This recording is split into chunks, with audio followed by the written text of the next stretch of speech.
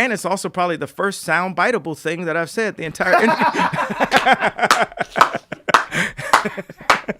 So guys, I recently just watched the interview that Kanye West had with Kanye West on the Joe Rogan Experience show. This wasn't the Joe Rogan Experience show that everybody's used to, but this was the Kanye West Experience show. Go ahead, ask another question. I really just...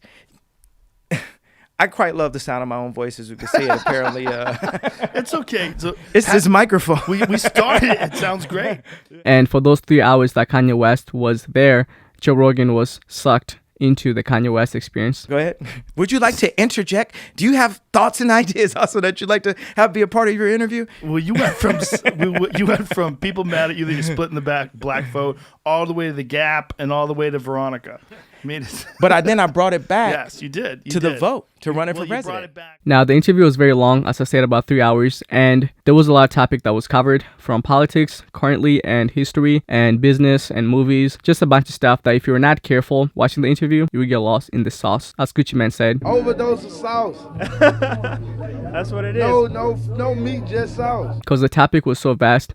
And when he was asked a question, he will go into so many different topics that if you're not careful, just like a sci-fi movie, you will end up in space not knowing what's going on, and you would have to rewind again just to watch what he already said, and getting lost and then rewinding and getting lost and then rewinding, a continuous cycle that doesn't stop. It's fascinating the way you think, because I can see that you're thinking in all these different layers and you're looking at things from all these different perspectives, and they all come together out of your mouth in like a tornado of ideas.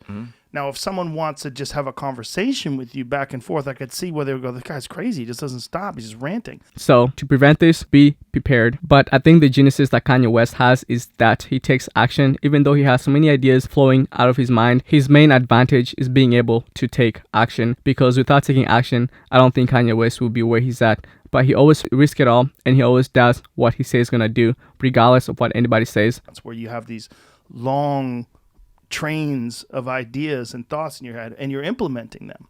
This is all good. So if you haven't seen the video, definitely go check out the video and be aware of the genesis of Kanye West. So with that being said, don't get lost in the sauce. Overdose of sauce. That's what it is. No meat, just sauce.